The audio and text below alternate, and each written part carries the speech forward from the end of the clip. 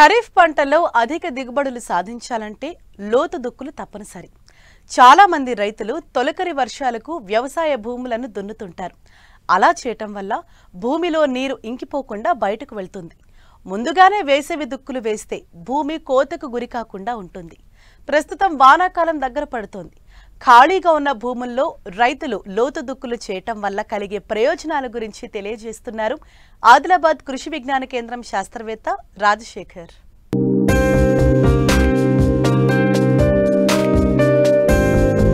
సాధారణంగా రైతులు యాసంగి పంటలు పూర్తి కాగానే భూములను ఖాళీగా వదిలేస్తారు. దీంతో కలుపు పేరుకుపోవడంతో పాటు భూమికి సత్తువ లేకుండా చేస్తాయి. ఫలితంగా భూసారం కోల్పోవడమే కాకుండా భూమి లోపలి పొరల నుంచి నీరు ఆవిరైపోయే ప్రమాదం ఉంది. వేసవి దుక్కుల వల్ల భూమి పై పొరలు కిందికి, కింది పొరలు పైకి తిరగబడి నేల సారవంతంగా మారుతుంది.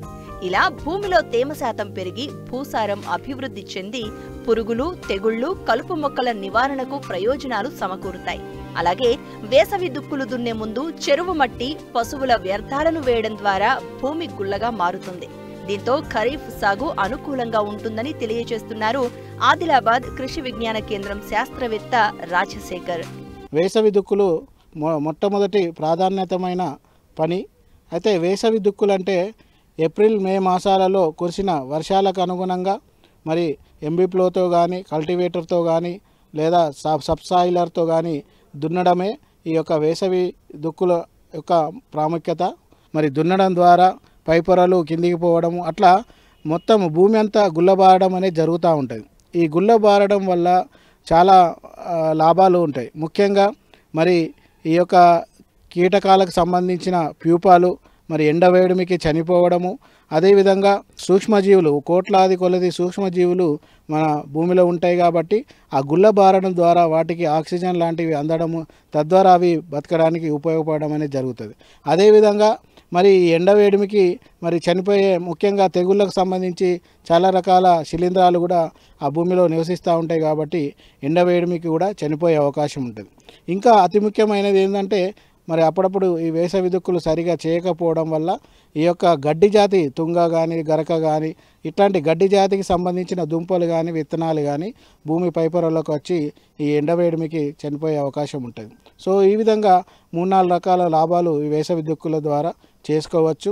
అదేవిధంగా మరి గుల్లబారడం ద్వారా వేరు వ్యవస్థ కూడా, ఎందుకంటే ప్రాథమికంగా ఏ పంటలో అయినా కూడా ప్రతి పంట యొక్క వేరు వ్యవస్థ అనేది సుమారుగా 20 రోజుల వరకు పెరుగుతూ ఉంటుంది. కాబట్టి మరి వేసవి దుక్కుల ద్వారా ఈ గుల్లబారడం, తద్వారా వేరు వ్యవస్థ లోపలికి పోవడానికి కూడా చాలా దోహదపడుతూ ఉంటుంది.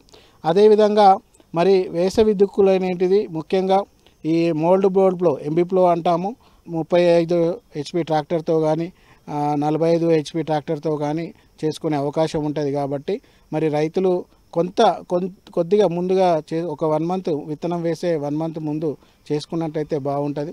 ఇకపోతే ప్రతి 2-3 సంవత్సరాలకు ఒకసారి మరి 2 సార్లు సబ్సాయిలర్ అనేది ఉంటుంది. అది కొంత 50 సెంటీమీటర్ల లోపల పోవడం అనేది జరుగుతుంది. దాంతో ఏంటంటే ఇంకా భూమి గుల్లబారడానికి అవకాశం ఉంటుంది. సో ప్రతి సంవత్సరం అయితే ఎంబీప్లోతో చేసుకున్నా కూడా మరి 3 సంవత్సరాలకు ఒకసారైనా కూడా ఈ సబ్సాయిలర్ తోటి 45 HP ట్రాక్టర్ తోటి చేసుకున్నట్లయితే కొంత భూమి మంచిగా సారవంతత కూడా చేసుకునే అవకాశం ఉంటుంది. ముఖ్యంగా వేసవి దుక్కుల ద్వారా భూమి గుల్లబారడము, సూక్ష్మజీవులు అనేటివి వృద్ధి చెందడం లేదా కొన్ని చనిపోవడము, తర్వాత కీటకాలు, తర్వాత గడ్డి జాతికి సంబంధించినవి, తర్వాత వేరు వ్యవస్థ లోపల పోవడానికి ఈ విధంగా ఉపయోగపడుతుంది. కాబట్టి మరి ప్రతి ఒక్క రైతు ఈ వేసవి దుక్కులు అనేటివి ఖచ్చితంగా చేసుకోవాల్సిందిగా కోరుతా ఉన్నాం.